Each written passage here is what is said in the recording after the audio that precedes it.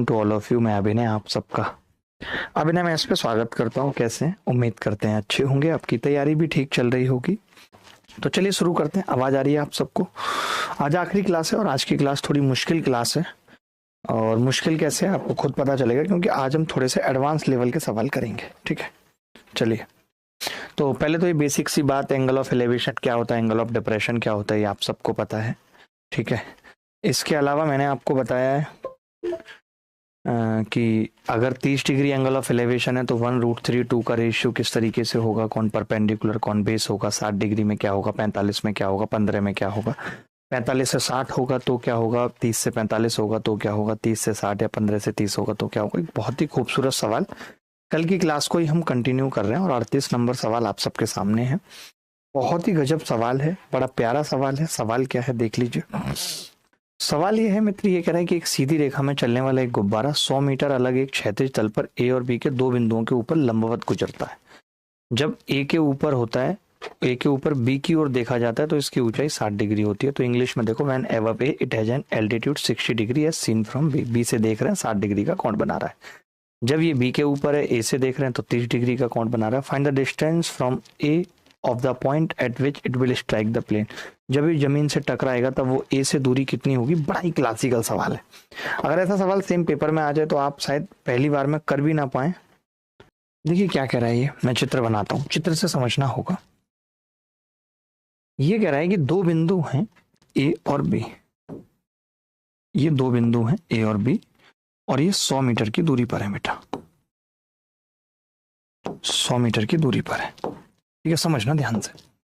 अब ये कह रहा है कि जब ये ए के ऊपर होता है, ए के ऊपर है, ये रहा ए के ऊपर, मान लेते हैं कि पी पॉइंट है ये और यहां से देखा जा रहा है, तो एंगल ऑफ एलिवेशन कितना है बेटा, 60 डिग्री है। ये दिया है। अब ये गुब्बारा तो ऐसे क्षैतिज की तरफ भाग रहा है, तभी तो जमीन से टकराएगा, वरना जमीन से टकराने का कोई मतलब ही नहीं बनता था। गुब्बारा ऐसे भाग रहा है। तो जब ये बी के ऊपर है, मान लेते हैं क्यू पॉइंट पे है, तो ये जो एंगल है ये 30 डिग्री है, 30 डिग्री है। तो इसने यही पूछा है कि ए के उस बिंदु से दूरी का पता लगाओ जिस पर गुब्बारा विमान को टकराएगा, प्लेन को टकराएगा। प्लेन यहाँ विमान की जगह आप लिख सकते हैं समतल। प्लेन से यहाँ मतलब समतल से, ना कि किसी फ्लाइट से। ठीक है, आप चित्र बना पाए थे या नहीं मुझे इतना बताओ बस। आप सोच पाए थे कि चित्र कैसे बनेगा? मैं ये कह रहा था एक बात दोस्त, छोटी सी बात कह रहा था, बहुत बड़ी बड़ी बात है तो मैं कहता नहीं हूं। अगर ये एक है, 30 डिग्री की केस में बात कर रहा हूं, ये एक है, तो आप बोलेंगे कि ये √3 होगा। और अगर ये √3 है तो ये 3 होगा 60 डिग्री के हिसाब से। आपने देखा कि ये परपेंडिकुलर है और इसका रेशियो 1 और 3 का है। ये दोनों ट्राइंगल आपको नहीं लगता कि सिमिलर है? एक ये ट्राइंगल 90 डिग्री का है और एक ये ट्राइंगल 90 डिग्री का, 1-3 का रेशियो है। तो मैं कह सकता हूं इनके बेस का रेशियो भी 1-3 का होगा, यानी इसका बेस 1 और इस पूरे का बेस 3 होगा। तो आपने कहा बची हुई दूरी 1 में से घटाऊं तो 2 होगी, इतनी। इस 2 की वैल्यू 100 मीटर है, 1 की 50 कह सकते हैं, 50 कह सकते हैं। 3 की कितनी होगी, 150 मीटर। सवाल में क्या पूछा था, ए से बतानी थी उस बिंदु की दूरी, तो ए से उस बिंदु की दूरी कितनी होगी, 150 मीटर। D answer. बहुत प्यारा सवाल था, इतने प्यार से बताया, इतना गजब सवाल था। सोचो ये सवाल मुश्किल नहीं है, मानते हो कि नहीं? ये मुश्किल नहीं है, लेकिन अगर ऐसा सवाल पेपर में आता है तो वो मुश्किलें खड़ी कर देता है। ये कह रहा है एक नदी के किनारे पर खड़ा एक व्यक्ति देखता है कि विपरीत तट पर एक पेड़ द्वारा घटाया गया कोण या बनाया गया कोण सबटेंडेड बाय द सबट्रैक्टेड, इसने हिंदी कर ली है, पेड़ द्वारा बनाया गया लिख लीजिए, घटाया गया नहीं, सबट्रैक्टेड नहीं है, सबटेंडेड है। बनाया गया कोण 60 डिग्री है। जब वह बैंक से यानी किनारे से 40 मीटर की दूरी पर लंबवत हो जाता है, when he retires 40 meters from the bank perpendicular to it, he find the angle to be 30 degree. Find the height of the tree and the breadth of the river. बहुत तगड़ा सवाल है, अगर आप समझ पाए तो मजा आ जाएगा। मैं तो रिवर बना दूंगा, ऐसी रिवर बना दूंगा कि तुम्हारी सखियां भी देखती रह जाएंगी। देखिए हो क्या रहा है, ऐसे नदी बह रही है, अब 3D में दिखाना तो थोड़ा मुश्किल है। इमेजिन करो कि ऐसे नदी बह रही है, इस किनारे पे एक पेड़ खड़ा था, ठीक है, और इस किनारे से आपने उसका एंगल देखा था, और वो एंगल था बेटा 30 डिग्री, 30 डिग्री था। अब 3D ऐसे समझो कि ये यहाँ पे है पॉइंट, 3D में फिगर है, पेड़ कोई ऐसे लेटा थोड़ी होगा, 3D में फिगर है, इमेजिन करो, ठीक है। जब ये किनारे से 40 मीटर की दूरी पर जाता है बेटा, जब ये किनारे से 40 मीटर की दूरी पर जाता है, 40 मीटर, तब क्या होता है, तो ये 30 डिग्री का कोण बनाता है। कितने का बनाता है, 30 डिग्री का कोण बनाता है, ठीक है, 30 डिग्री का कोण बनाता है। अब इसने कहा कि पेड़ की ऊंचाई और नदी की चौड़ाई बताओ। बेहद आसान सवाल है, कुछ भी नहीं है, दो चीजें पूछी हैं, एक ये पूछा है, एक ये पूछा है। तो मैंने कहा अगर ये 30, ये 60, तो ये भी 30 होगा। चित्र बनाने का गेम था इसमें, ये 40 तो ये भी 40 होगी, फिर ये 40 तो आपको पता है 60 के केस में ये 2, ये 1 की वैल्यू 20 आ जाएगी नदी की चौड़ाई तो, और ये √3 की वैल्यू, पेड़ की ऊंचाई 20 √3 आ जाएगी। तो पेड़ की ऊंचाई और नदी की चौड़ाई का पता लगाना है, डी उत्तर आ जाएगा। बहुत ही प्यारा सवाल था, बहुत प्यारा सवाल था, दिल खुश कर देने वाला सवाल था। कैसा सवाल था, बहुत ही प्यारा और दिल खुश कर देने वाला सवाल था। एक पेड़ के ऊपर और नीचे से एक इमारत के शीर्ष का उन्नयन कोण x और y है। यदि पेड़ की ऊंचाई h मीटर है तो भवन की ऊंचाई क्या होगी। बड़ा ही आसान सवाल है। देखिए क्या कह रहा है, the angle of elevation of the top of A building from the top and the bottom of a tree. ये बिल्डिंग है और ये ट्री है। आप क्या कर रहे हैं, इसके टॉप का एंगल ऑफ एलिवेशन देख रहे हैं, टॉप से ट्री के x है, मैंने x लिख दिया, और बॉटम से जब देख रहे हैं तो वो y है। यदि पेड़ की ऊंचाई h मीटर है, ये पेड़ है तो h मीटर है, तो भवन की ऊंचाई बतानी है। देखो सवाल मैंने क्यों लिया है, क्या मैं आपको समझाना चाहता हूं वो समझो। कुछ और दिया है, नहीं कुछ भी नहीं दिया। मैं ये कह रहा था आपसे एक छोटी सी बात, ये h मीटर है तो ये भी h होगी इतनी। अगर ये पता चल जाए, मैंने a मान लिया इसको, तो बात बन जाएगी। ध्यान से देखना, अगर ये a है, समझना, अगर ये a है तो ये बेस क्या होगा। तो आपको पता होना चाहिए कि जब मैं बेस में परपेंडिकुलर का भाग लगाऊं तो मुझे कॉट मिलना चाहिए कि नहीं, क्योंकि बेस अपॉन परपेंडिकुलर कॉट होता है। तो मैं इसको लिख दूंगा a cot x, डायरेक्ट लिख दूंगा। कोरिया का बच्चा भी जानता है, मैं आपको बता दूं पहले, कोरिया का बच्चा भी इस बात को जानता है कि अगर आप भाग लगाओगे बेस में परपेंडिकुलर का तो कॉट मिलना चाहिए, कॉट ही मिलना है, ऐसे ही कट जाएगा। सेम ये a प्लस h है और ये y है, तो आपको नहीं लगता कि ये a प्लस h कॉट y होगा, और आपको नहीं लगता कि ये दोनों बराबर हैं बेटा, a cot x। और हमें निकालना क्या है सवाल में, हमें तो यही निकालना है, a प्लस h ही निकालना है हमें। तो क्या निकालना है, a प्लस h। तो भाई फिर क्या करें, a प्लस h इधर से भी कॉमन लेना पड़ेगा, तो मुझे h cot x जोड़ना पड़ेगा और h cot x घटाना पड़ेगा। आप h cot x को तो इधर ले आइए भाई, h cot x को इधर ले आइए, अब जो माइनस वाला है और जो प्लस वाला है उसमें से a प्लस h कॉमन ले लीजिए, तो इधर तो cot x रह जाएगा और इधर cot y आ जाएगा। तो जो a प्लस h की वैल्यू है वो क्या आ जाएगी, h cot x बटे cot x minus cot y, ये उत्तर आ जाएगा। आपने देखा मैं कैलकुलेशन कैसे करता हूँ, आप क्या करते हैं मैं आपको बताता हूँ। आप यहाँ से a निकाल लेते, a आ जाता आपका आसानी से, फिर आप उसमें h जोड़ते। मैंने क्या किया, डायरेक्ट a प्लस h ही निकाल दिया। वो अपना अपना कैलकुलेशन करने का अंदाज है, मुझे यहाँ पे a प्लस h बनाना था तो मैंने h cot x जोड़ दिया, h cot x घटा दिया। h इकाई की ऊंचाई से एक व्यक्ति h ग्रेटर देन 4h है वाले एक टावर के शीर्ष और तल के क्रम से उन्नयन कोण को अल्फा और अवनमन कोण को बीटा के रूप में देखता है, उसे कितनी और ऊंचाई तक चढ़ना चाहिए ताकि टावर के शीर्ष और तल के लिए उन्नयन कोण अवनमन कोण के मान आपस में बदल जाए। बड़ा ही कमाल का सवाल है, इंटरचेंज करने की बात कर रहा है उन्नयन अवनमन कोण को, बड़ी कमाल की बात। h इकाई की ऊंचाई से एक व्यक्ति कैपिटल H और h ऊंचाई की इकाई से ये देखता है कि टावर के शीर्ष और तल के क्रम से उन्नयन कोण को अल्फा और बीटा पाता है।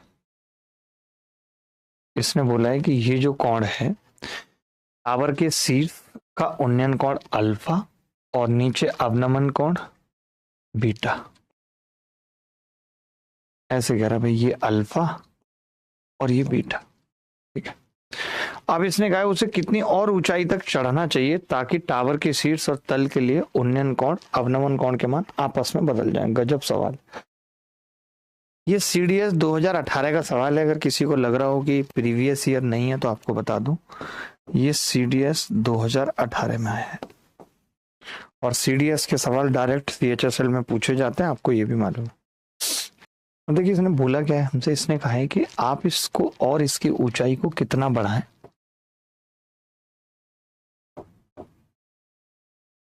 कि ये जो एंगल है वो अल्फा और अब जो ये जो एंगल है वो बीटा हो जाए,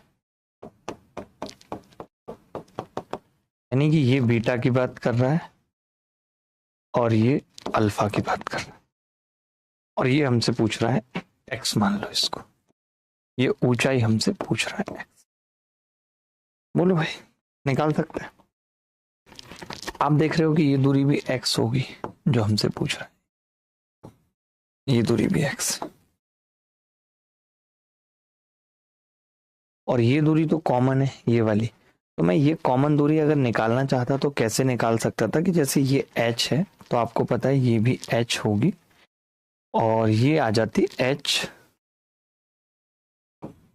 कॉट बीटा, ये h कॉट बीटा आ जाती है नहीं, h कॉट बीटा। अच्छा अब मैं इसको क्या लिख सकता हूं, इस दूरी को क्या लिख सकता हूं, और कुछ निकाल सकते हैं इसमें। मैं थोड़ा सोच रहा था थोड़ा सा छोटा करने का सवाल, हमें तो h में ही चाहिए ना उत्तर, ठीक है। h कॉट बीटा निकाल दिया हमने, कटेगा पिटेगा भी तो सही कुछ।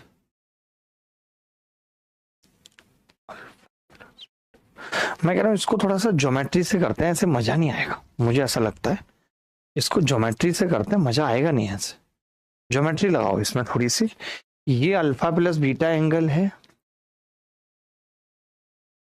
x प्लस एच और ये अल्फा प्लस बीटा एंगल है h है दोनों में। दोनों ट्रायंगल की हाइट भी सेम है, काफी कुछ सेम हो जाएगा दोनों ट्रायंगल का।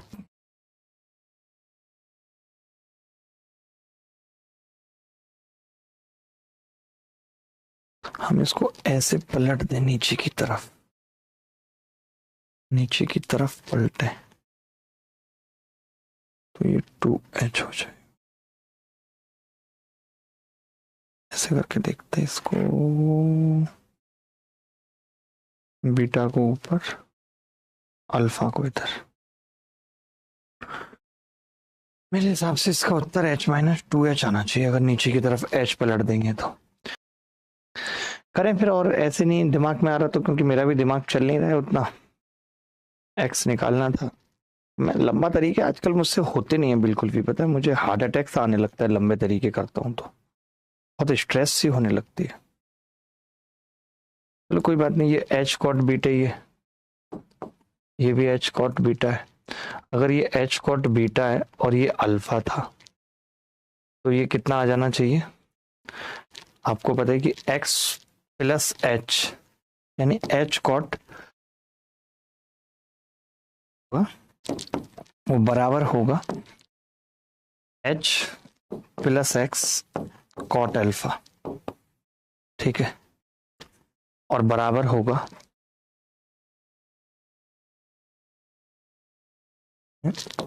h minus x. तो ये बराबर होगा किसके,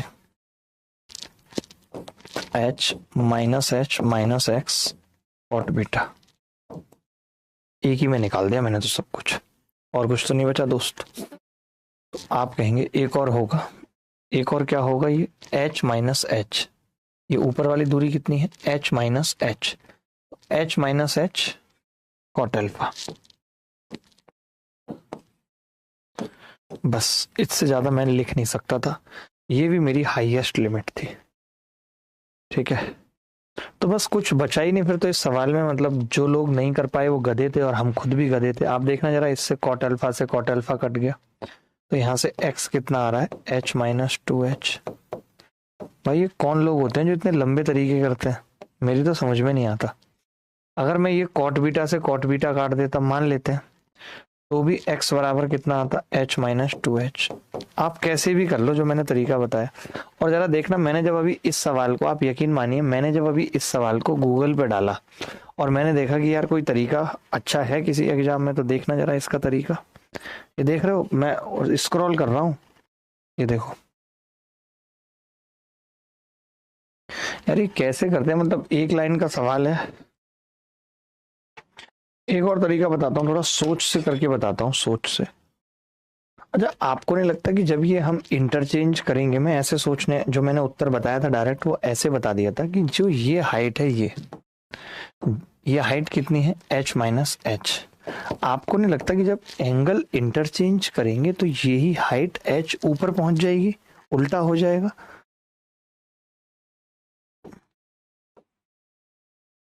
यहां से भी x बराबर h माइनस 2h आ जाता। कोई मुश्किल सवाल नहीं था, अच्छा सवाल था, हमने भी अच्छे तरीके से ही किया है, हमने भी कुछ नहीं लगाया, बहुत बेसिक तरीके से किया है। चलो अच्छा सवाल था। कैसे भी करो कॉट अल्फा निकालो कॉट बीटा, उत्तर सेम आएगा। ये देखो, ये थोड़ा सा अलग सवाल है, इस सवाल का उत्तर बताओ क्या होगा। एक टावर की ऊंचाई h है और समतल पर एक बिंदु से टावर के शीर्ष की ऊंचाई का कोण अल्फा है, ये अल्फा है, ठीक है। टावर की ओर h/2 चलने पर यही कोण बीटा हो जाता है। तो cot alpha minus cot beta पूछ रहा है क्या, ये h ऊंचाई है। तो मैं दोस्त बस इतनी सी बात कर रहा था कि अगर ये h ऊंचाई है तो ये h कॉट बीटा होगा, यही सेम चीज तो मैंने सिखाई आपको, और नीचे पूरा h कॉट अल्फा होगा, बोलो। और अगर h कॉट अल्फा में से तुमने h कॉट बीटा घटा दिया तो ये h/2 होगा। अब तुम्हें पता है कि यार ये h से h कटता चला जाएगा तो 1/2 उत्तर आ जाएगा। क्या ये मुश्किल था सवाल, मैं आपसे पूछना चाहता हूँ, ऐसा सवाल पेपर में नहीं आएगा। ये सवाल देखो सीपीयू में आया हुआ सवाल है, सीपीयू में आया हुआ सवाल है। सवाल क्या है, एक घंटा अगर दो ऐसी सड़कों के चौराहे पर स्थित है जो उत्तर दक्षिण पूर्व पश्चिम दिशाओं की ओर जाती है, पी क्यू आर और एस सड़क की क्रम से उत्तर पूर्व दक्षिण और पश्चिम दिशाओं में स्थित ऐसे बिंदु हैं जहां से घंटाघर के शीर्ष का उन्नयन कोण क्रम से अल्फा बीटा गामा डेल्टा है, पी क्यू बटे आर एस का स्क्वायर क्या होगा। बड़ा ही प्यारा सवाल है, सीपीयू 2019 में आया, मैंने कोई बनाया नहीं है इस सवाल को। देखो, एक घंटा अगर दो ऐसी सड़कों के चौराहे पर स्थित है, चलो यहां पे लिखता हूं,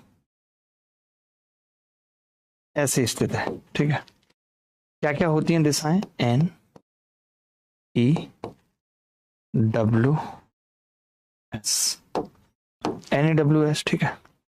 आपने कहा कि चौराहे पर स्थित है जो उत्तर दक्षिण पूर्व पश्चिम दिशाओं की ओर जाती हैं, पी क्यू और आर एस सड़क की क्रम से उत्तर पूर्व दक्षिण और पश्चिम दिशाओं में स्थित ऐसे बिंदु हैं जहां से घंटाघर के शीर्ष का उन्नयन कोण, पी किस में है, उत्तर, नॉर्थ को ही कहते हैं ना उत्तर, पी यहां पर है भाई, और Q north east west, P Q R S point है, नॉर्थ पे पी है, ईस्ट पे क्यू है, आर साउथ पे, एस वेस्ट। ठीक है भाई। अब एंगल ऑफ एलिवेशन बता रखे, ऐसे खड़ा है, आप ऐसे समझो, ऐसे खड़ा है। ठीक है, ऐसे ओ बिंदु पे मान लो टावर खड़ी है, तो पी से एंगल अल्फा। तो मैं आपको ये बताना चाह रहा हूं कि एक बिंदु पी है, ओ पे टावर खड़ी है, एंगल कितना है अल्फा। ठीक है, ओपी। ऐसे ही टावर ओ पर ही खड़ी है, क्यू से एंगल नाप रहे हैं तो एंगल कितना है बीटा। एच टावर है, एच टावर है, और आर से एंगल नाप रहे हैं बीटा गामा। ओ पे टावर खड़ी है, एच हाइट है, यहां से एंगल नाप रहे हैं एस से, ओ पे टावर खड़ी है एच, तो क्या है डेल्टा। इतना तो समझ गए, चित्र समझ गए भाई। अब आपको ये कह रहा है कि पी क्यू निकालना है भाई, पी क्यू और आर एस निकालना है। ये हमसे पूछ रहा है सवाल, क्या पूछ रहा है, पी क्यू का स्क्वायर।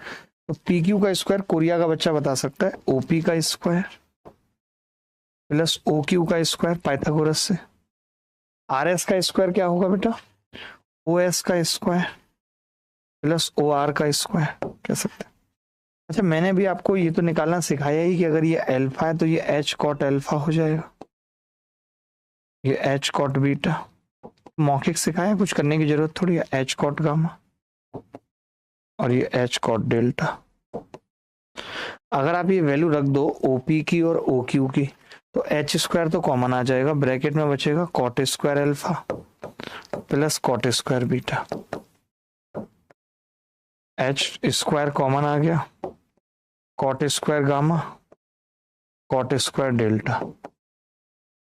एच स्क्वायर से एच स्क्वायर कट गया, तो क्या आ जाएगा जी, cot square alpha plus cot square beta बटे cot square gamma plus cot square delta. ये उत्तर आ जाएगा। अच्छा सवाल था, अच्छा सवाल था, नो डाउट। पहले ये भी सीपीओ 2019 में आया है। मैं बताता हूँ क्या कह रहा है सवाल। सवाल कह रहा है कि एक पोल है जो वर्टिकली एक रोड पे खड़ा हुआ है, which goes in the north south direction, जो नॉर्थ साउथ डायरेक्शन में जाती है रोड। भेज देते हैं नॉर्थ साउथ, ये इस डायरेक्शन में पोल खड़ा हुआ है। P N Q R 2 points towards the north, ये पी यहाँ पर है और ये क्यू यहाँ पर है, सच दैट पी क्यू बराबर बी। ये बी दे रखी है इनके बीच की दूरी। And the angle of elevation of the top of the pole P Q R alpha comma beta respectively. ठीक है, ऐसे पोल खड़ा हुआ है, ऐसे यहाँ पे मान लेते ओ पे खड़ा हुआ है, ओ पे पोल खड़ा हुआ है, ओपी अल्फा एंगल बना रहा है, क्यू पे खड़ा हुआ है बीटा एंगल बना रहा है, एच एच। हाइट ही पूछ रहा है, तो मैं कह सकता हूं यहां से हाइट की, यार ये तो एच कॉट अल्फा होगा, ये एच कॉट बीटा होगा, कह सकता हूं। अब आप कहेंगे कि जी ओपी प्लस ओ क्यू मिलाकर के क्या है b, OP plus O Q मिलाकर के क्या है बी, तो एच कॉट अल्फा और कॉट बीटा बराबर कितना आ रहा है बी। तो एच कितनी आ जाएगी जो पूछिए सवाल में, cot alpha plus cot beta. Option में है कहीं नहीं, ऐसा क्यों?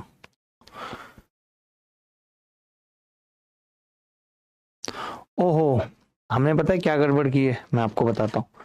पी क्यू दोनों एक ही तरफ है बिंदु, ये क्यू है भाई, और फिर बी भी इतनी है सिर्फ,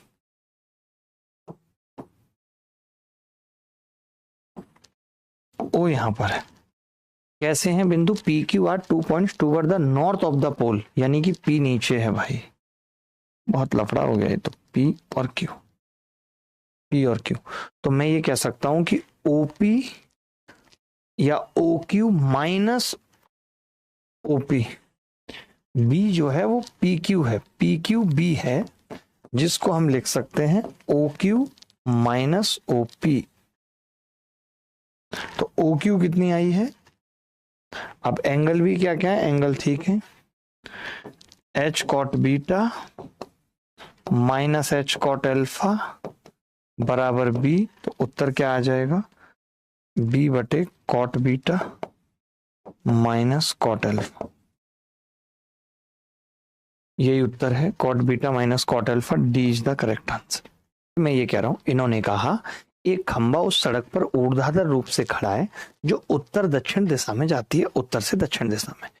पी क्यू खंबे के उत्तर में स्थित है, यानी पी क्यू जो है वो खंबे के उत्तर में, उत्तर मतलब नॉर्थ में स्थित है, ठीक है। यहाँ पे खंबा खड़ा है ऐसे, तो एक कोण तो यहां से अल्फा आ रहा है, एक कोण यहां से बीटा आ रहा है। ओ पे ये पी है और ये क्यू। समझ गए कैसे खड़ा है? अब ये सड़क जा रही है ना, देखो जरा जा रही है कि नहीं, उत्तर दक्षिण, यहां से पी और ये क्यू। जमीन पर एक बिंदु से एक टावर के शीर्ष का उन्नयन कोण अल्फा है। जमीन पर एक बिंदु से एक टावर के शीर्ष का उन्नयन कोण अल्फा है, उन्नयन कोण अल्फा है। टावर की ओर ए मीटर बढ़ने पर, टावर की ओर ए मीटर बढ़ने पर उन्नयन कोण बीटा में बदल जाता है, उन्नयन कोण बीटा में बदल जाता है। टावर की ऊंचाई ज्ञात करो, तो ये h है, ये h कॉट बीटा होगा, ये h कॉट अल्फा होगा। मैं कह सकता हूं h cot alpha minus h cot beta बराबर a होगा, ठीक है। तो h कितना आ जाएगा, a बटे cot alpha minus cot beta. अगर इसको 10 में चेंज कर लें भाई, तो ऊपर चला जाएगा 10 अल्फा 10 बीटा, नीचे आ जाएगा 10 बीटा माइनस 10 अल्फा। ये उत्तर है, ए 10 अल्फा 10 बीटा और 10 बीटा माइनस अल्फा, बी उत्तर है। में पानी के स्तर से ऊपर h मीटर से एक बादल की ऊंचाई का कोण अल्फा है और झील में इसकी छवि यानी कि छवि बोले तो इमेज का अवसाद यानी कि अवनमन कोण बीटा है। झील की सतह के ऊपर बादल की ऊंचाई ज्ञात कीजिए। ये सवाल जब अल्फा बीटा देकर आता है तो आसान होता है, बट यहाँ पे अल्फा बीटा दे रखा है, वैल्यू नहीं है उसकी, तो थोड़ा मुश्किल होगा। देखते हैं, एक झील में, झील बना लो पहले ऐसे। इस बैच की क्लास तो इसलिए चलती है ना क्योंकि इस बैच में तो जितने भी बच्चे हैं उनको पता है कि हमारा तो प्री निकलना ही है। अब झील में पानी की सतह से h मीटर की ऊंचाई पर यह है और यहां से एक बादल का उन्नयन कोण, ये बादल है का उन्नयन कोण अल्फा है, अल्फा है। झील में इसकी छवि के अवसाद का कोण, अब झील में छवि कैसी बनेगी, बिल्कुल सेम उतनी ही बनेगी जितनी यहाँ है। अवसाद यानी अवनमन कोण वो बीटा है। झील की सतह के ऊपर बादल की ऊंचाई बताओ क्या होगी, ये पूछ रहा है आपसे, ये h पूछ रहा है, h बादल की ऊंचाई। बादल हमारे गांव में एक बहुत बड़ा बदमाश था, नीचे भी h होगी ऊपर भी h होगी, बेटा ये ध्यान रखना, ऊपर नीचे दोनों जगह h होगी, ये ध्यान रखना। देखो बड़ा सिंपल है, ये h है तो ये भी h है, तो ये ऊपर वाली जो दूरी है वो h माइनस h है, ठीक है। बिटुआ ये h प्लस h है, यहां से यहां तक h प्लस h है, कोई कलम, ठीक है। तो मैं इसको लिख सकता हूं h, अरे यार h minus h cot alpha, और इसको मैं लिख सकता हूं h plus h cot beta, और ये दोनों बराबर है। कमाल की बात है, बताओ बराबर है या नहीं, तो बस इन दोनों को इक्वल इक्वल कर देते हैं, इक्वल कर देते हैं। इक्वल लिखेंगे तो क्या होगा, h माइनस h, ये ऐसे आ जाएगा h प्लस h बटे h माइनस h बराबर, दोनों को इक्वल कर दिया ना हमने, कॉट अल्फा बटे कॉट बीटा। आपने CND लगाया तो ऊपर 2h नीचे 2h।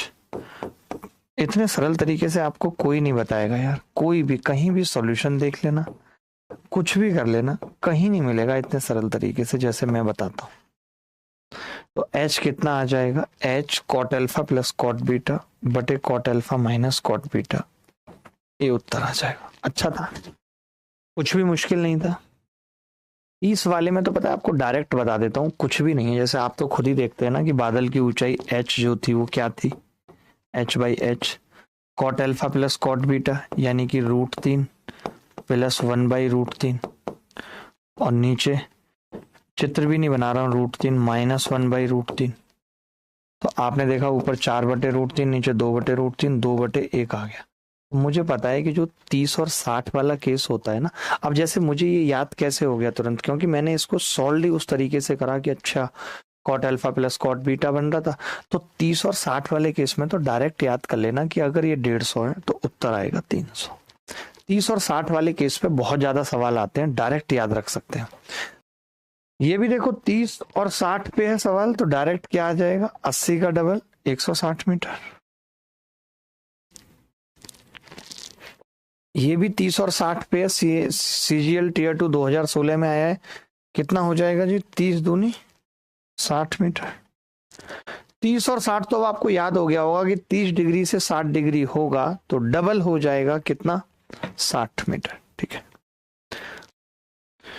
देखो भाई 45 में भी अभी हमने देखा कि h बराबर 50 और एक 45 है, तो क्या लिखेंगे हम, 45 और 60 है तो कॉट 45 यानी 1 प्लस 1/√3, 1 माइनस 1/√3, कितना आ जाएगा जी, 50 ऊपर √3 प्लस 1, √3 माइनस 1, रेशनलाइज करेंगे तो 25 और √3 प्लस 1 का स्क्वायर 4 प्लस 2√3, ये कितना आ जाएगा जी, फिर 50 आ जाएगा, ब्रैकेट में √3 प्लस 2, √3 प्लस 2 का मतलब 3.732। 50 से गुणा करें या 2 से भाग कर लो, इसको गुणा करने का आसान तरीका बताता हूँ, 2 से भाग करके इसको 100 बना लो बेटा। 2 से भाग करोगे 2 एकम 2, 2 अट्ठे 16, 2 छिक्के 12, 2 छिक्के 12, 18, 186.60 आ जाएगा। ये उत्तर है, ये उत्तर है। मैं पढ़ के सुनाता हूँ सवाल क्या है। सवाल कह रहा है, ए balloon of radius r makes an angle of alpha on the eye of the viewer and angle of elevation of the center of the balloon is beta, then the height of the center of the balloon from the ground। बड़ा ही अच्छा सवाल है, बड़ा ही प्यारा सवाल है। देखो एक आर त्रिज्या का बैलून है, बनाता हूं बैलून, ऐसे एक बैलून है आर त्रिज्या का, ठीक है, समझना दोस्त। हमने क्या किया, हमने देखा कि ये बैलून एक बंदे की आंख पे, ध्यान से समझने वाली बात है, ये बैलून एक बंदे की आंख पे कौन बना रहा है,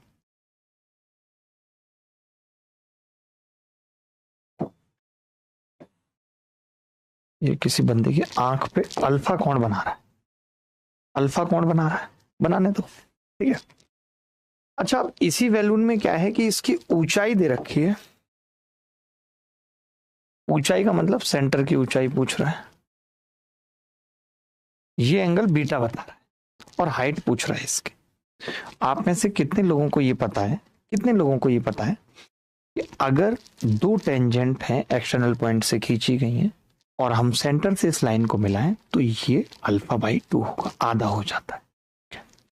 ये भी पता होगा कि जहां पे ये टच कर रहा है, जहां पे ये टच कर रहा है, ये एंगल 90 डिग्री होता है। बोलो 90 डिग्री होता है या नहीं होता है। अगर ये 90 डिग्री है बेटा और ये आर है, ये क्या है आर, मुझे क्या निकालना है, तो आप कहेंगे कि आपको ये हाइट बतानी है h, यहां से यहां तक, और एंगल बीटा है, ये बीटा दे रखा है एंगल, ठीक है।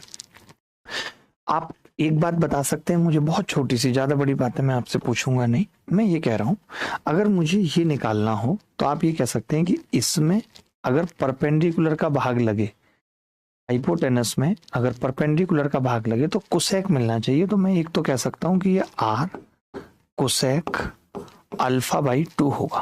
बोलो, ये मैंने छोटे वाले ट्राइंगल में लिया है जिसमें आर परपेंडिकुलर है, मैंने कहा अगर ये बीटा है और ये एच है तो आपने कहा ये एच कोसेक बीटा भी होना चाहिए।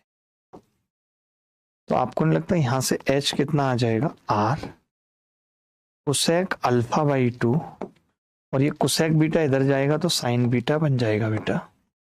तो क्या उत्तर आ जाएगा, r cosec alpha by 2 sine beta. एक एक लाइन में उत्तर आ रहे हैं। सोचो इतने बड़े बड़े सवालों के उत्तर एक एक लाइन में आ रहे हैं। बड़ी सिंपल सी बात, अगर जिनको नहीं समझ में आई है अभी भी मैं बता देता हूं। देखो अगर ये एंगल थीटा है, ठीक है, और ये एच है, तो आपको पता है कि इसमें इसका भाग लगेगा तो कॉट आना चाहिए, तो ये एच कॉट थीटा हो जाएगा। इसमें इसका भाग लगेगा तो कोसेक आना चाहिए, ये एच कोसेक थीटा हो जाएगा। मान लेते हैं कि अब ये एक्स दिया हुआ था और ये निकालना था, तो इसमें इसका भाग लगेगा तो टेन आना चाहिए, तो ये एक्स टेन थीटा हो जाएगा।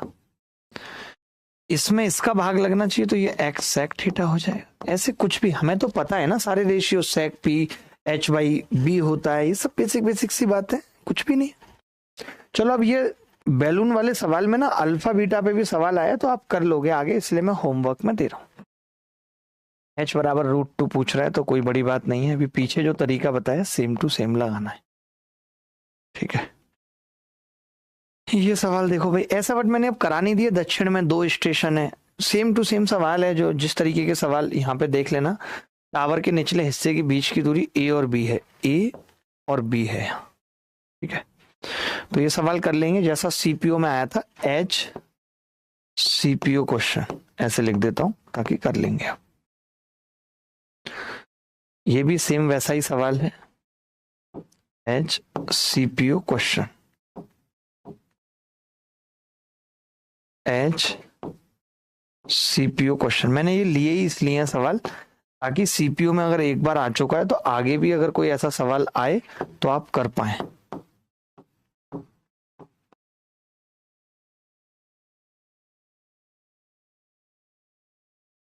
ये सवाल पेपर में पूछा गया था 2017 में कि 18 किलोमीटर प्रति घंटे की गति से चढ़ रहा एक हाइड्रोजन से भरा गुब्बारा हवा से बह गया।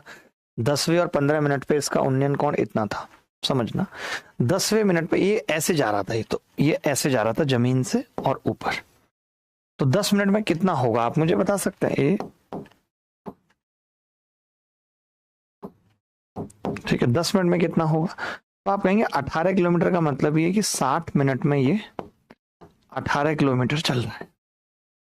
तो 10 मिनट में कितना चलेगा, 10 मिनट में ये चलेगा भाई 3 किलोमीटर,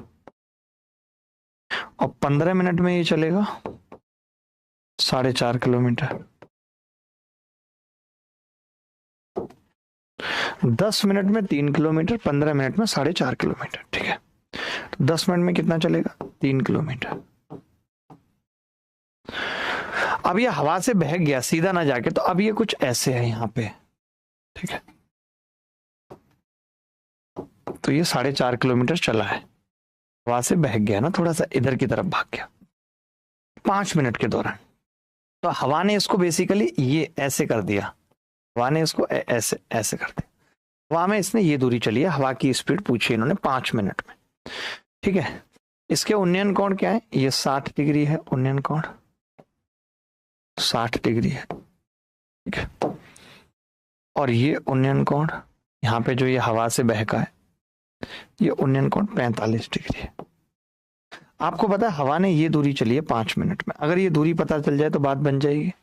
5 मिनट में अगर दूरी निकाल लूं हवा की, 5 मिनट में अगर हवा की दूरी निकाल लूं, बात बन जाएगी या नहीं, तो आप कहेंगे हाँ। हवा, एयर और डिस्टेंस, हवा को क्या कहते हैं इंग्लिश में, विंड, विंड स्पीड, ठीक है, चलेगा। आपने कहा अगर ये 45 डिग्री है और ये 4.5 किलोमीटर है, तो ये दूरी भी 4.5 किलोमीटर होगी, ये तो आप मानते हैं, मानते हैं। आपने कहा अगर ये 60 डिग्री है तो ये √3 होता है, और ये एक की वैल्यू भी √3 आ जाएगी, 1.73, ठीक है, ये जो दूरी है। तो मैंने कहा फिर ये दूरी कितनी होगी, तो आपने कहा 4.5 - 1.73 घटा लेते हैं, 10 में से 3 गए 7, 14 में 7 गए 7, 3 में से गया 2.77। आपने कहा ये आ गई जी 2.77 किलोमीटर 5 मिनट में। अब स्पीड का मतलब होता है 60 मिनट में चली दूरी, तो मैंने 12 से गुणा कर दिया 60 मिनट में। 12 सत्ते 84 का 4 हासिल 8, 12 सत्ते 84 और 8, 92 का 2 हासिल 9, 12 दूनी 24 और 9 33 किलोमीटर प्रति घंटा। मुझे नहीं लगता कोई इतने प्यार से आपको बता सकता है, कोई इतने प्यार से नहीं बता सकता। आप चाहे जिससे मर्जी पढ़ लो बेटा। देखो मैं करता कैसे हूं, सवाल में कुछ नहीं था पता, ऐसे समझो एक गुब्बारा ऐसे जा रहा था 10 मिनट में, ऐसे जा रहा था, थोड़ी सी हवाई ऐसे लचक गया, तो इसने जो वर्टिकल डिस्टेंस तय की वो अपनी स्पीड से की, पहले 3 किलोमीटर और 4.5, लेकिन जो हवा के द्वारा इसकी डिस्टेंस हुई ये इधर से इधर हुआ, वो हमने निकाल दिया, बस वो दूरी निकाल दी, तो वहां से हवा की स्पीड निकल गई बेटा। चले ऐसा ही एक और सवाल है, सेम टू सेम है, आप खुद से कर लेंगे। किसी पहाड़ के शिखर का इसके फुट से उन्नयन कोण 45 डिग्री है। 30 डिग्री के झुकाव से पहाड़ पर 2 किलोमीटर चढ़ने के बाद उन्नयन कोण बदलकर 60 डिग्री हो जाता है। पहाड़ की ऊंचाई बताओ। ऑप्शन नहीं है, आपको उत्तर बताना है, ऑप्शन नहीं है, आपको उत्तर बताना है जल्दी।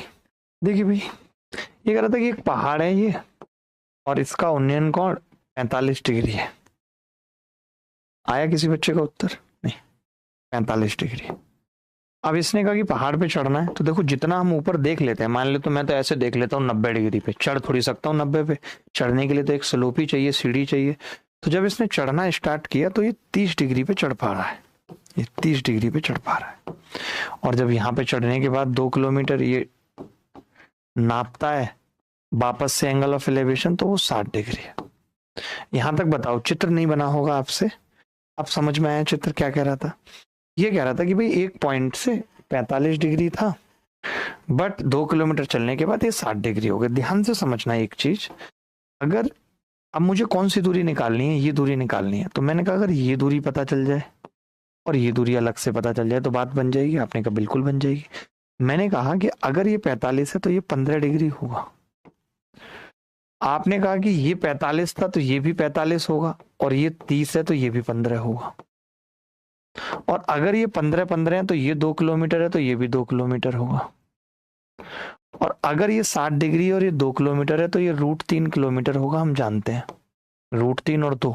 और अगर ये 30 है और ये 2 किलोमीटर है तो ये 1 किलोमीटर होगा बेटा, तो फिर ये भी 1 किलोमीटर होगा। तो जो टोटल दूरी पूछ रहा है वो √3 + 1 किलोमीटर होगी, यही उत्तर है। इतने फोके फोके हाथों से निकाल दिया मैंने, इतने फोके फोके हाथों से निकाल दिया मैंने। सर चित्र सही बनाया है बट उत्तर नहीं निकला। बस कुछ नहीं, ज्योमेट्री लगानी थी। ये 30 से 60 हुआ तो ये 15 के कोण होगा, ये 2 किलोमीटर 2 किलोमीटर। अब 60 में ये √3 होता है तब ये 2 होता है, 30 में ये 1 होता है तब ये 2 होता है, तो ये 1 है, ये √3 है। उत्तर आ गया √3 + 1। बताओ कहीं दिक्कत है तो, कहीं भी दिक्कत है तो बताओ, बोल दो बस आप जी हाँ दिक्कत आ रही है। मैं तो चित्र में ही कर देता हूँ पूरा हाइट एंड डिस्टेंस। ये 30 था तो ये 15 होगा या नहीं, ये 45 है तो ये भी 45 होगा, ये 90, और ये 60 तो ये 30, तो बचा हुआ 15, तो ये 15 है, तो आमने सामने की भुजाएं बराबर 2 किलोमीटर 2 किलोमीटर। अब मुझे एक ये निकालना था, तो मैंने कहा 30 के केस में ये 1 होता है तब ये 2 होता है, अगर ये 2 है तो ये 1 है, यानी ये 1 है। 60 के केस में ये √3 होता है तब ये 2 होता है, अगर ये 2 है तो ये √3 है, तो √3 + 1 उत्तर आ गया। ये CDS 2022 में आया सवाल। एक हवाई जहाज को हवाई अड्डे की ओर जाते हुए देखा गया, जमीन पर स्थित अवलोकन बिंदु से 10 किलोमीटर की दूरी पर है। ये रहा हवाई जहाज 10 किलोमीटर की दूरी पर है। ये तो मुझे बहुत कठिन लग रहा है बट होगा नहीं। उन्नयन कोण थीटा बना रहा है, ये मैंने थीटा लिख दिया। यदि हवाई जहाज जमीन से 8 किलोमीटर की ऊंचाई पर है, 8 किलोमीटर की ऊंचाई पर है हवाई जहाज, तो निम्नलिखित में से कौन सा कथन सत्य है? एक बात बताओ, साइन थीटा कितना आ रहा है? साइन थीटा छोड़ो, टेन थीटा कितना आ रहा है? 8/10 0.8 आ रहा है लगभग। टेन 60 कितना होता है? टेन 45 कितना होता है? टेन 45 1 होता है, उससे भी कम है ये, तो 45 से भी कम है, तो एक ही ऑप्शन है 45 से कम, तो बी। ये तो 45 से भी कम है भाई। टेन तो एंगल बढ़ने के साथ साथ टेन की वैल्यू 0 डिग्री से लेकर के 90 डिग्री तक पढ़ाया है मैंने। टेन की वैल्यू इंक्रीज होती है, टेन इंक्रीज। आप किसी का भी हाइट एंड डिस्टेंस का वीडियो या पीडीएफ उठा के देख लेना, ना तो इतने सवाल होंगे और ना ही इतने क्वालिटी क्वेश्चन। दावे के साथ कह रहा हूं, एक बहुत ही मुश्किल सवाल अब आप सबके सामने आ रहा है, जो सच में मुश्किल है। जो अगला सवाल है वो सीडीएस में 2018 में आया है। सीडीएस 2018 आपके पेपर में भी पूछा जा सकता है। सीडीएस 2018, जल्दी बताओ क्या कह रहा है कि एक त्रिज्या आर वाले अर्धगोलाकार गुम्बद के शीर्ष पर एच ऊंचाई का एक झंडा लगा है। झंडे की ऊंचाई यानी कि एंगल ऑफ एलिवेशन झंडे का 30 डिग्री है। गुम्बद की ओर डी दूरी बढ़ने के बाद जब झंडा ठीक से दिखाई देता है तो ऊंचाई 45 डिग्री हो जाती है। अच्छा, मैं तो इसको बहुत टाइम में नहीं करूंगा, मतलब कम से कम टाइम में कर दूंगा। अगर मुझसे ये कम से कम टाइम में नहीं हुआ तो मैं पढ़ाना छोड़ दूंगा। ये अर्ध गोलाकार गुम्बद है, ध्यान से समझना, ऐसे अर्ध गोलाकार गुम्बद है, ठीक है। इस पे एच ऊंचाई का एक झंडा लगा है, एच ऊंचाई का, और झंडे का जो कोण है वो 30 डिग्री है। ये कह रहा है कि डी दूरी पे आगे बढ़े तो अब जस्ट विजुअल है। देखो यहां आ जाएगा तो झंडा नहीं दिखेगा। झंडा कहां से दिख सकता है? जो जस्ट विजुअल हो, ए जब ऐसे ऐसे। अगर आप यहां से थोड़े से भी आगे बढ़ गए तो झंडा नहीं दिखेगा, ये बात तो तय है। तो इसने कहा है कि डी दूरी चलने के बाद एंगल 45 डिग्री हो जाता है और जस्ट विजुअल है झंडा, और कुछ नहीं है। ये चित्र है इसका। चित्र समझ में आया कि नहीं आया पहले ये बताओ। चित्र आया समझ में? ये क्या कह रहा है? एक अर्ध गोलाकार गुम्बद थी, एच ऊंचाई का झंडा उसके ऊपर लगा था, 30 डिग्री का एंगल था, थोड़ा आगे बढ़े तो जस्ट विजुअल है, वहां से 45 डिग्री है, ठीक है। चलो भाई, अब मैं कह रहा हूं नीचे अगर हम इसको मिलाएं इससे तो आप कहेंगे कि ये आर होगी, इसकी रेडियस होगी आर, होगी या नहीं होगी? आपने कहा कि जी अगर ये आर होगी तो ये दूरी भी एच प्लस आर होगी, क्योंकि इक्वल होगी, ये 45 है, एच प्लस आर होगी, एच प्लस आर। फिर आप ये भी कह सकते हो कि अगर ये 30 डिग्री है तो ये 1 होता है और ये 1√2 होता है, यानी पूरी दूरी में ये कह सकता हूं एच प्लस आर √3 होगी पूरी दूरी, क्योंकि 1 और √3 का रेशियो है। अब ये दोनों बराबर होंगी या नहीं? आपने हाँ बराबर होंगी, क्यों नहीं होंगी बराबर? देखो तो मैंने इसको रख दिया बराबर h plus r plus d. रख सकते हैं बराबर कि नहीं? डी भी तो दे रखा है बदतमीज ने। एच बटे आर पूछ रहा है हमसे, तो और कुछ निकालेंगे क्या इसमें? नहीं, एच और आर का अनुपात ही पूछ रहा है। बहुत गंदा है रे बाबा। अगर मैं इधर लेके एच प्लस आर कॉमन ले लूं, इधर ले आऊं इसको, तो ये आ जाएगा √3 माइनस 1 बराबर डी आ जाएगा। और भी कुछ निकाल सकते हैं कि नहीं? निकालना तो पड़ेगा कुछ। हो इतने से होगा नहीं, बात बनेगी नहीं। अगर एच प्लस आर पूछा होता सवाल में, हमें तो एच बाई आर पूछना है, और रिश्ता भी निकालना पड़ेगा। अच्छा एक चीज और बताओ, और रिश्ता निकालने के लिए आपको नहीं लगता कि जहां पे ये इसको ऐसे टच करेगा ये 90 डिग्री का कोण होगा और ये भी आर होगा? बोलो। अच्छा एक बात बताओ कि अगर ये 45 डिग्री है, ठीक है, ये आपने कह दिया आर है, तो आर तो अच्छा इसमें है ही नहीं ना, तो ये भी आर होगी या नहीं पहले बताओ मुझे? ये भी आर होगी या नहीं होगी? या नहीं पहले बताओ।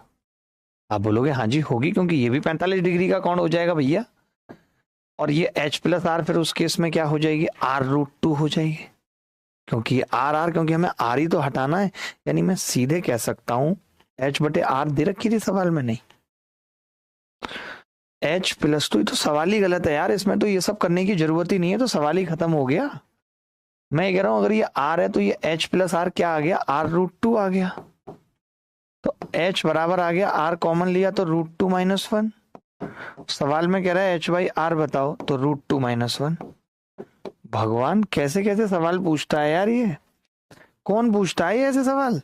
देखना, मैंने इससे यहां से परपेंडिकुलर डाला तो ये आर, तो ये आर, तो ये R√2 H plus are. D का तो कुछ है ही नहीं इसमें काम। 63 बहुत आसान सवाल है, RW में लिख लीजिएगा। एक त्रिभुजाकार पार्क एबीसी के अंदर एक खंभा लंबवत खड़ा है। पार्क के प्रत्येक कोने से खंभे के शीर्ष का उन्नयन कोण समान है। आप बताइए, अगर एक एबीसी एक ट्राइंगल है, समझना ध्यान से, एबीसी एक ट्राइंगल है, ठीक है, और खंभा कहीं पे खड़ा है और एंगल सब तरफ से बराबर है। एंगल सब तरफ से बराबर होने का मतलब हाइट सेम है, यानी कि खंभा ऐसी जगह खड़ा है जहां पे ये दूरी भी बराबर होगी, तभी एंगल बराबर हो सकता है। भाई एच सब में सेम है तो ये दूरी भी बराबर होगी तभी तो, और ये दूरी बराबर तभी होती है ऐसा पॉइंट जिसकी दूरी सभी वर्टेक्स से बराबर हो, ओ जब सरकम सेंटर हो, ओ जब सरकम सेंटर हो। यही उत्तर है। एक हवाई जहाज एक हवाई अड्डे के चारों ओर चक्कर लगा रहा है। विमान को एक चक्कर पूरा करने में 3 मिनट लगते हैं। समय t सेकंड पर जमीन पर बिंदु P से विमान का उन्नयन कोण t + 30 सेकंड के बराबर होता है। समय t + x सेकंड पर विमान बिंदु P के ऊपर लंबवत है। x किसके बराबर है? बड़ा ही अच्छा सवाल है, बड़ा ही अच्छा और प्यारा सवाल है। देखिए, एक हवाई जहाज एक हवाई अड्डे के चारों ओर चक्कर लगा रहा है। ये हवाई अड्डा है भाई, इसके चारों ओर चक्कर लगा रहा है, ठीक है। विमान को एक चक्कर पूरा करने में 3 मिनट लगते हैं। समय t सेकंड पर जमीन पर बिंदु P से विमान का उन्नयन कोण समय t + 30 सेकंड के बराबर है। समय t सेकंड पर जमीन पर बिंदु P से, ये क्या है? The angle of elevation of the plane from a point P on the ground at t second is equal to the t plus ये, ठीक है। मैं कह रहा हूं कि वो विमान यहाँ पे है, मान लेते हैं कहीं, is going on in the circle around at an airport. The plane takes 3 minutes to complete one round and the angle of elevation of the plane from a point P on the ground at t second is equal to the t + 30। मैं ये कह रहा हूँ, मान लेते हैं कि यहाँ से प्लेन कहीं यहाँ पे ऊपर है, ठीक है, और यहाँ से इसका जो उन्नयन कोण है वो ऐसे ही घूम रहा है गोल गोल, वो t सेकंड पे है। आप कह रहे हो कि t + 30 सेकंड पे भी इक्वल है, तो इक्वल देखो अब यहां से नहीं हो सकता, यहां से नहीं हो सकता। अगर यहां पे ही मान लेते हैं प्लेन है तो वो यहां पे हो सकता है कि t + 30 सेकंड पे हो सकता है, t + 30 सेकंड पे, यानी जो भी पॉइंट होंगे वो दोनों आपस में अपोजिट होंगे, वहीं से एंगल ऑफ एलिवेशन सेम हो सकता है, ठीक है।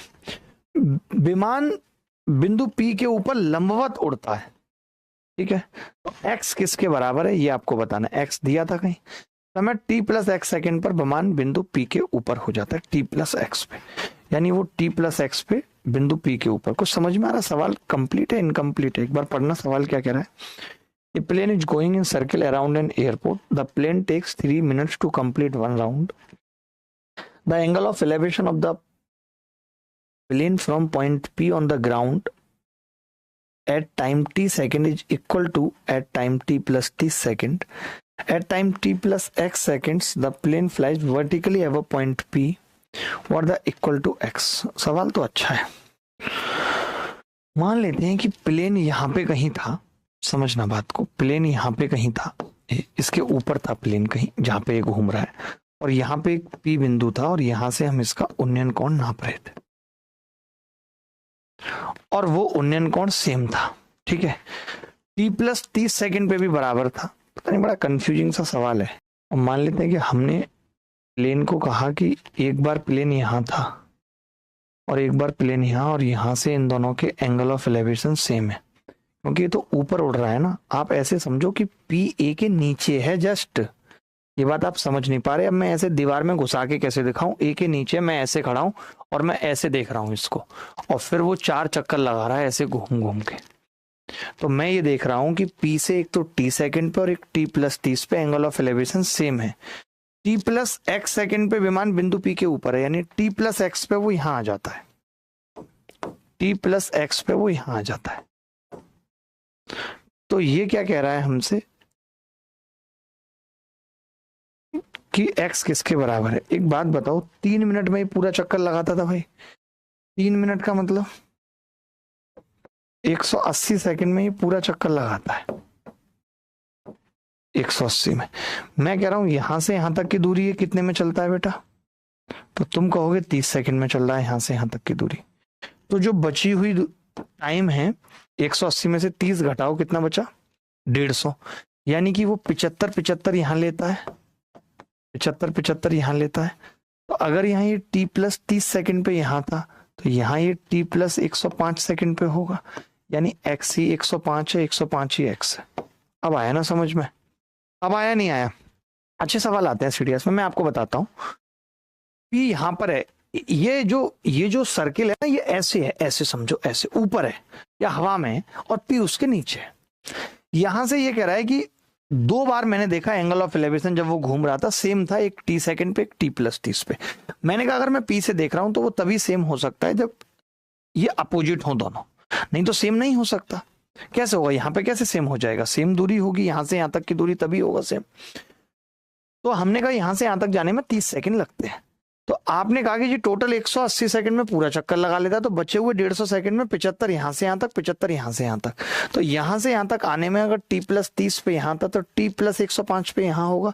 जब p के ऊपर होगा हवाई जहाज तो 105 आ जाएगा। अच्छा सवाल था, अच्छा सवाल था, दिल खुश कर देने वाला सवाल था। टीवी टावर के शीर्ष का उन्नयन कोण 3 बिंदु A, B और C से नापा जाता है। कैसे नापा जाता है? ABC से। A इधर होगा क्योंकि एंगल छोटा है, B इधर होगा क्योंकि एंगल 2 अल्फा है, C इधर होगा क्योंकि एंगल 3 अल्फा है। अल्फा 2 अल्फा 3 अल्फा, ठीक है। मैंने कहा ये H है, तो अगर ये अल्फा और ये 2 अल्फा और A भी A दे रखी है, अगर ये अल्फा तो ये भी अल्फा होगा और ये दोनों बराबर होंगे, बराबर है तो ये A होगा, तो साइन 2 अल्फा बराबर होगा H अपॉन A। तो H कितना आ जाएगा? A sine 2 alpha. अच्छा सवाल था। अच्छा, अगर इसी में ये BCB दे देता और फिर A और B में उत्तर पूछता तो हमें साइन 2 अल्फा में साइन अल्फा और कॉस अल्फा की वैल्यू निकालनी पड़ती। कैसे? साइन रूल लगा के। तो वो आगे सवाल है, ये आप खुद करेंगे सवाल। ये वो सवाल है जिसका उत्तर बहुत गंदा सा आएगा, A/2B √3 माइनस A। वो यही सवाल है जो अभी मैं बता रहा था, जिसमें साइन रूल लगाना पड़ेगा। ये सवाल बहुत आसान है, कोरिया का बच्चा कर सकता है। ये सवाल अच्छा है, इसको एक बार कर लेते हैं बस। ये अच्छा सवाल है, आखिरी सवाल रहेगा आज की क्लास का। बहुत सवाल किए हमने, मजा काट दिया हाइट एंड डिस्टेंस में। देखो अच्छे सवाल तो आते हैं सीडीएस में, और मेरी कोशिश रहती है सीडीएस के सवाल लेके आऊं, क्योंकि डायरेक्ट रिपीट हो जाते हैं वो। एक ऊर्ध्वाधर खंबे के 2 भाग हैं जिनकी ऊंचाई 100 मीटर से अधिक है, ठीक है, यानी ऊंचाई जो है वो 100 मीटर से अधिक है। देखो ये रहा, खंबे के 2 भाग हैं, ये रहा, 2 पार्ट कर लेते हैं इसके। इन्होंने कहा खंबे का निचला भाग पूरे खंबे का 1/3 है, यानी अगर निचला भाग h है तो पूरा 3h है और ये ऊपर वाला 2h है। ऊपरी भाग खंबे के पैर से 40 मीटर दूरी पर एक बिंदु पर अल्फा कोण बनाता है। ऊपर वाला भाग अल्फा कोण बनाता है। ये रहा अल्फा, 10 अल्फा दे रखा है 1/2। टावर की ऊंचाई बतानी है क्या हो, ये 40 है, तो मैंने इसको बीटा मान लिया। भाई मान सकते हैं? आपने कहा हाँ मान सकते हैं, बिल्कुल बीटा मान सकते हैं। तो 10 बीटा पता है हमें,